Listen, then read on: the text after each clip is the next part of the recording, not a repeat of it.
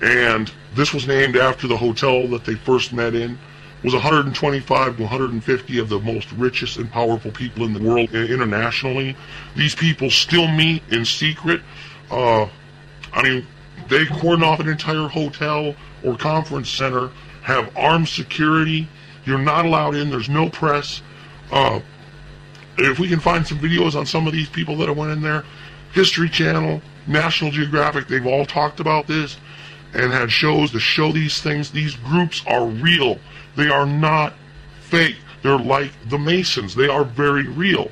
Though I don't believe the Masons has the power that this Bilderberg and the Skull and Bones and some of these other societies have. If you want to get right down to it, and here's a little historical fact to be thrown in there, the secret societies are what started your Mardi Gras. And the original Mardi Gras, believe it or not, was started in Alabama. And the secret societies did the Mardi Gras to go out and do this parade for one reason. The people were becoming unrested with all these little secret societies. Well, so they'd go out and they'd throw cakes, money, and other things to the people to pacify them so they didn't complain so much about the secret groups. There are many secret groups that still do these Mardi Gras. People don't even know what the name is. Not the true name. You hear about the Shriners, you hear about the Masons doing it. But these groups are real. They invented Mardi Gras. Now, Alabama did stop Mardi Gras for about, I think it was 40 years. Check my information on that. That's something I'm not sure of. But it was Louisiana then that restarted it. So, Alabama actually had the first Mardi Gras in the country. It was not Louisiana. It was not New Orleans. Too bad, Louisiana. Alabama did it first. That is a historical fact. And once again, it come down to the rich and the poor. Just like the Civil War. I just seen in a lot of people watch True Blood. And I'm only going to bring up True Blood for the fact that the main character, which if you watch the show, his name is Bill, fought in the Civil War. He made a very interesting comment on the show, which obviously the show is very political. I love it, watch it, has a very deep political root to it.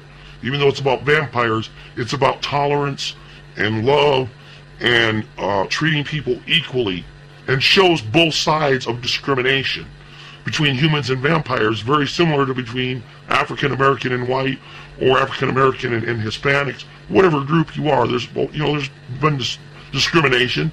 They're trying to point it out. And he made an interesting point about the Civil War. There was nothing glorious about a war about young men who were going out to die so that rich people could stay in power. And these rich people are still in power. Whether it was for the North or the South, the rich people never sent their kids. They sent the poor people's kids out to fight for what they thought was right. And they said that there was no glory in that, basically. I have to give that show a lot of credit for pointing that out. And I like to point that out is all the people whose family descendants had fought in that war, they were great soldiers for fighting for what they believed, but they were pawns.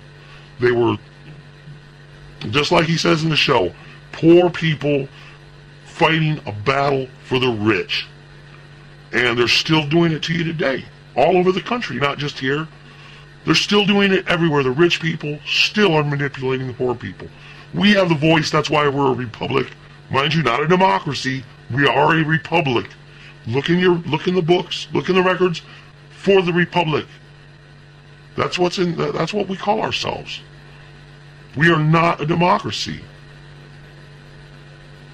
Right in the beginning of our Declaration of Independence, it's republic.